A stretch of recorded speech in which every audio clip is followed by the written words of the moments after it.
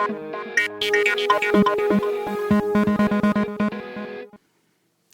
everybody, this is Phil from AndroidSPOT.com, and what I have with me today is the Otterbox, commuter Otterbox for the T-Mobile HTC G2 for T-Mobile USA, right there. And also what I have with me is Exhibit A. About to murder this case, folks. Case has been murdered. Exhibit A put away. Alright, getting into this cardboard box. See in there, got some documentation. That's actually the receipt. Bubble wrap. See, Otterbox right there, commuter series. Throw that box away.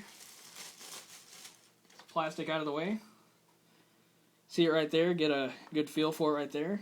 Actually doesn't feel as slippery as most people said it would. Actually it's very textured, very grippy. So, go ahead and open the box right there. Pull it out. Throw that box over there. Very nice styrofoam-ish casing. Very comfortable. Kind of weird. I don't know why they would put so much money into making the case comfortable. See, got a little tab right there. Pull that up. Pull the case out. Throw that over there. Got the Otterbox logo. Looks like we've got a dummy phone in it. Wrapped by a little rubber band. Repurpose that for something. Off my hand. Pull that open, and got a little cardboard dummy phone in there. What else does that include?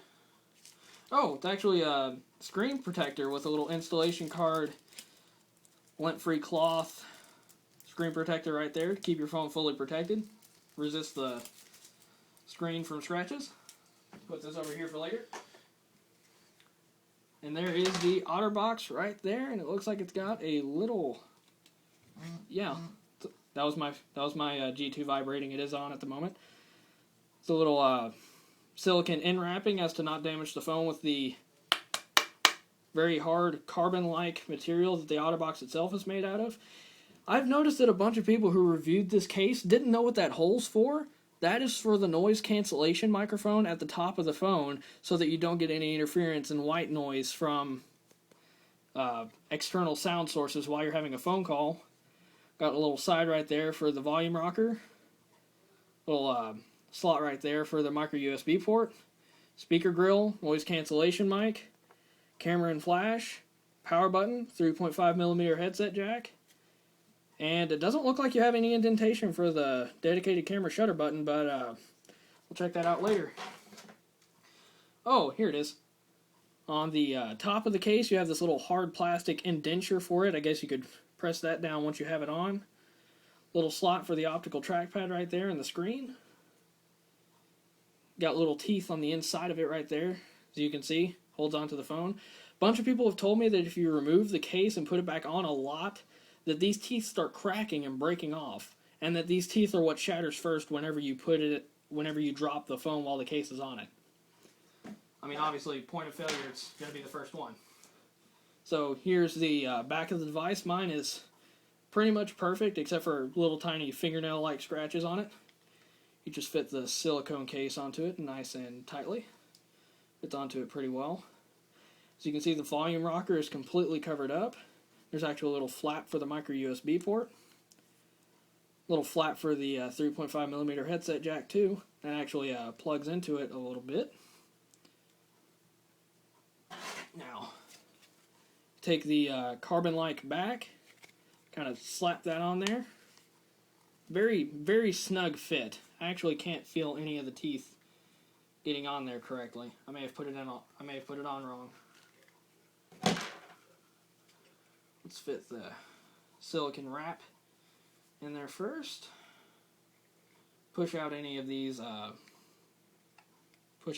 flaps first so we know it's a good fit.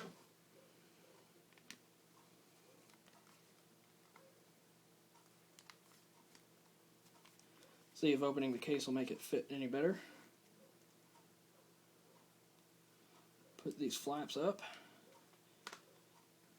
There you have it. Back is properly installed. Doesn't add much bulk to the device. Let's see.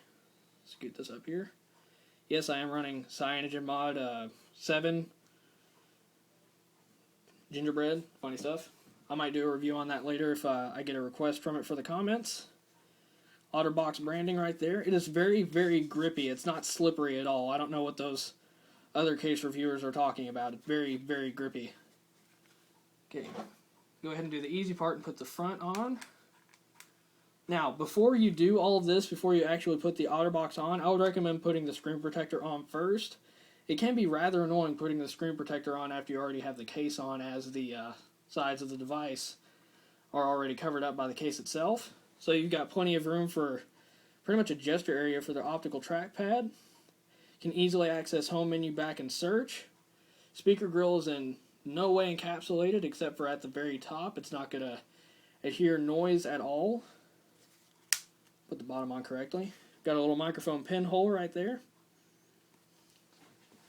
Got a flap for the 3.5mm headset jack, as I've stated before. Got to get your fingernail in it a little bit, but kind of see it right there pretty well. Power button's completely covered up, but easily pressable. Don't have to put any extra force onto it. I can feel the camera button actually clicking when I press this right here. So, also easily accessible.